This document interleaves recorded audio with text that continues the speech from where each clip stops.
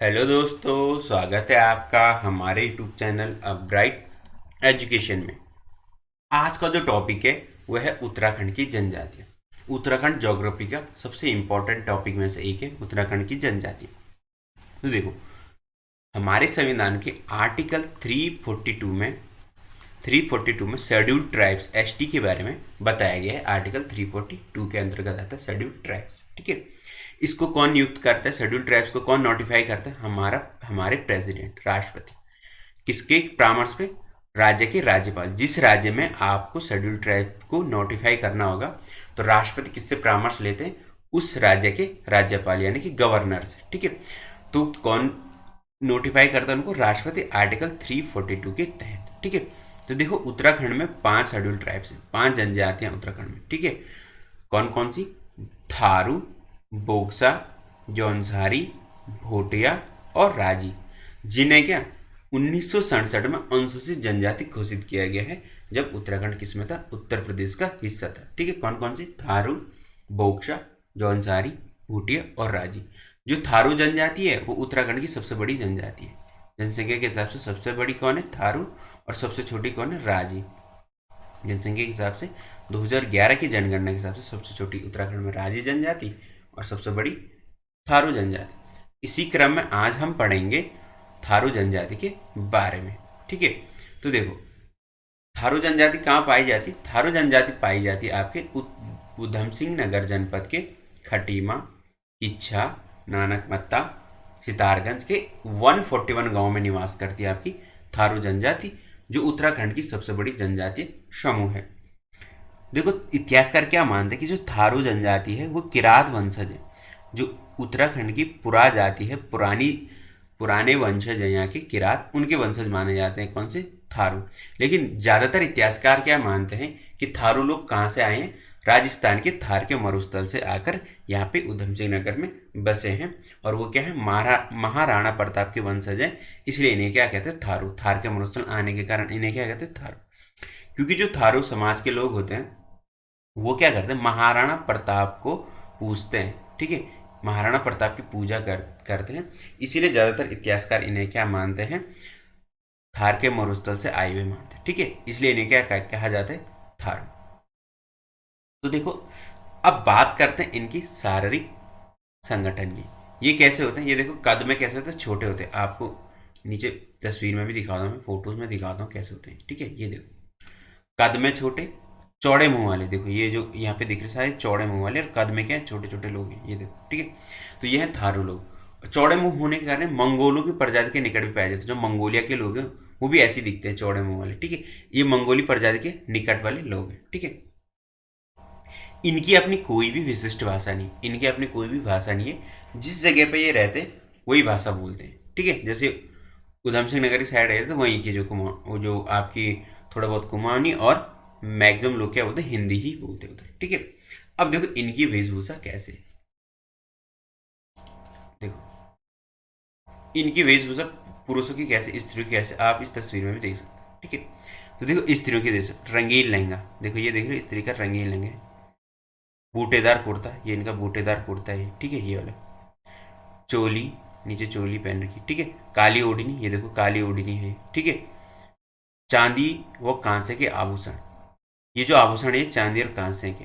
चवन्नी, अठन्नी और सिक्कों से बनी हुई माला, ये देख रहे हो आप इनके, ये माला देख रहे हो आप, ये जहाँ पे ब्लैक कर्सर जा रही है, ये कौन से? ये ब्लैक चांदी की माला है। किसकी? चवन्नी और अठन्नी या सिक्कों की जैसी माला। ठीक है, और इन जो महिलाएं होती हैं इनके हाथ और बाहों में क्या होता है? टैटू होते हैं, जिसमें फूल और पत्ते के गुदवाए हुए होते हैं। ठीक है, पुरुषों के वस्त्र कैसे होते हैं? धोती होती है, लंगोट होती है, कुर्ता, सापा, अंगा और टोपी। ये आपके क्या है? थारू जनजाति के पुरुषों के वस्त्र है। ठीक है, और स्त्रियों के आपको मैंने बता दिया, लहंगा, कुर्ता, चोली, काली ओढ़नी, चांदी और सोने के आभूषण सिक्कों वाले। ठीक है, सॉरी, सोने के लिए चांदी और पीतल के आभूषण और सिक्कों वाले। देखो ये जो मालाएं डली हुई है गले में, सिक्कों की माला डली हुई। ठीक है, अब देखो बात करते हैं इनके आगे की डेटा की। ठीक है, कि इनमें इन जनजाति का जो कैसे कैसे रहन सहन है। ठीक है, देखो इनका भोजन, इनका प्रमुख भोजन है चावल। चावल के साथ ये क्या खाते हैं? मछली भी खाते हैं।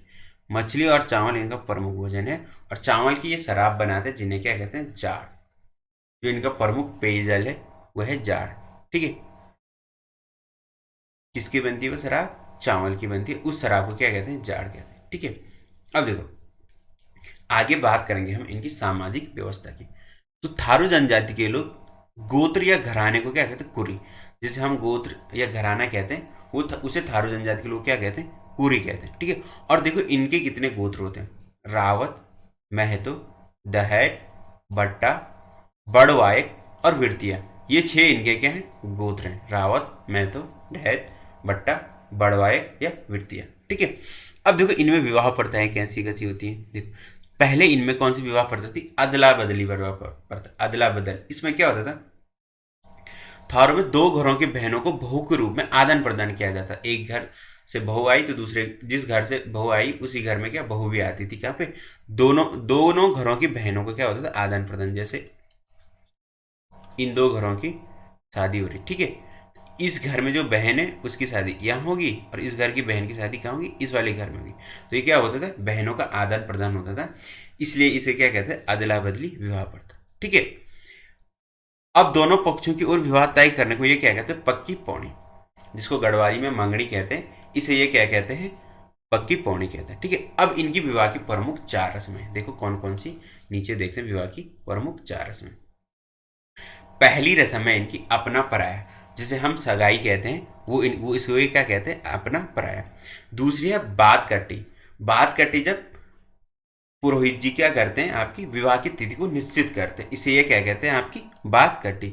फिर इनका विवाह होता है, तीसरी जो रस्म विवाही होती है। ठीक है, जिसमें क्या होता है? जो विवाह होता है माघ के महीने होता है, और रविवार और बृहस्पतिवार को, रविवार और गुरुवार को ये क्या मानते हैं? शुभ दिन मानते हैं, इसलिए ज्यादातर विवाह इनके क्या होते हैं? माघ महीने के रविवार और बृहस्पतिवार को ही होते हैं।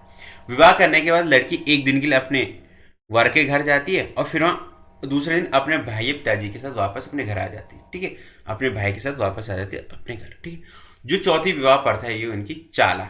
ठीक है, चाला कौन सी राशि में होती है? देखो देखो चाला क्या होती है? विवाह के 2-3 महीने बाद चैत्र या वैशाखी महीने को लड़की क्या करती? अस्थायी रूप से अपने पति के घर जाती। विवाह के दिन वो अपने पति के यहाँ जाती, फिर एक दिन बाद अपने भाई के साथ अपने मायके आ जाती, फिर 2 से 3 महीने तक अपने मायके रहती है, फिर वहां से परमानेंटली अपने ससुराल चले जाती है मायके से। और वही प्रथा क्या कहलाती है? जब परमानेंट 2-3 महीने रहने के बाद, मायके रहने के बाद ससुराल जाती, वही प्रथा आपकी चाला कहलाती है। ठीक है, अब देखो धाराओं में क्या है? विवाह, विधवा विवाह प्रथा भी मौजूद है। विधवा की भी ये शादी कर लेते हैं थारू लोग। ठीक है, और जिस विधवा की शादी होती है उसके पिताजी के अपने बिरादरी या गांव में क्या देते हैं? एक भोज देते हैं, जिस भोज को क्या कहते हैं? लठ वरवा भोज। तो लठ वरवा भोज कौन सा है? विवाह, विधवा विवाह की शादी में दिया जाने वाला भोज। विधवा की पत्नी, सॉरी, विधवा की पिताजी की तरफ से गांव वालों को दिया जाने वाला भोज क्या कहलाता है? लठ वरवा भोज, विवाह विधवा विवाह प्रथा। ठीक है, अब देखो इनका धर्म क्या है? इनका धर्म है आपका हिंदू धर्म के लोग हैं। ठीक है, और जो इनकी देवी देवता है ये है पछवावन, खड़गाभूत, काली, नगराई देवी और भूमिया। भूमिया इनका प्रमुख देवता है। ठीक है, किनका? आपका थारू का। ठीक है, अब देखो इनके ये कौन कौन से त्योहार मनाते हैं? इनके जो त्योहार है वो हमारी तरह है, हिंदू, ये होली, दिवाली। ठीक है, लेकिन जो इनका प्रमुख त्योहार है वो है बजहर। तो ये एग्जाम में बहुत बार आ चुका है कि थारों का प्रमुख त्योहार कौन सा है? बजहर, जो बैसाख या ज्येष्ठ के महीने मनाया जाता है। आपका कौन सा? बजहर। इनके जो अन्य त्योहार है वो है दीपावली, दशहरा, होली, जन्माष्टमी। ठीक है, होली फागुन माह की पूर्णिमा से और होली मनाने तक, 8 दिन तक होली मनाते हैं, जिसमें स्त्री और पुरुष क्या करते हैं? खिचड़ी नृत्य करते हैं। खिचड़ी क्या है? इनका पारंपरिक नृत्य, किनका? थारों का। ये होली के टाइम करते हैं। ठीक है, अब आगे देखते हैं इनकी अर्थव्यवस्था, जो इनकी इकोनॉमी हो कैसे चलती थी। इनका जो जीवन यापन होता है कृषि तथा पशुपालन आखेट पे किया जाता है। आखेट यानी कि शिकार। आखेट करने वाले को ये क्या कहते हैं? खाबर। जो शिकार करता है शिकारी को क्या कहते हैं? खाबर कहते हैं। ठीक है, आखेट करने वालों को क्या कहते हैं? खाबर कहते हैं। और ये जाल डालकर मछलियों को भी पकड़ते हैं। ठीक है, नदियों में जाल डालते हैं, वहां पे किसको? मछलियों का शिकार भी करते हैं। ठीक है, जाल डालकर बांस की ठोकरी में मछलियों को भी पकड़ते हैं। ठीक है, तो ये था आपके थारू जनजाति के लोग। ठीक है, तो ये थारू जनजाति के बारे में आगे हम पढ़ेंगे। अगली जो 4 जनजाति हैं उनमें से किसी एक जनजाति के बारे में। तो हमारी ये नई सीरीज शुरू होगी उत्तराखंड की जनजातियां। अगर आप इस चैनल पर नए हो तो ज़रूर हमारे चैनल को सब्सक्राइब कीजिए, लाइक कीजिए, कमेंट जरूर कीजिए कि आपको हमारी उत्तराखंड ज्योग्राफी की सीरीज कैसी लग रही, ठीक है। और अपने दोस्तों के साथ भी जरूर शेयर कीजिए। अगर आपको हमारे साथ टेलीग्राम पे जुड़ना है तो इस वीडियो के डिस्क्रिप्शन में आपको टेलीग्राम का लिंक भी प्रोवाइड हो जाएगा। आप उस पर क्लिक करके हमारे टेलीग्राम चैनल से भी जुड़ सकते हैं, जहाँ पे हम आपको अन्य इन्फॉर्मेशन और पीडीएफ प्रोवाइड करते हैं, ठीक है। इंपॉर्टेंट पीडीएफ होती है। तो जरूर सब्सक्राइब कीजिए हमारे चैनल अपब्राइट एजुकेशन को और शेयर भी जरूर कीजिए।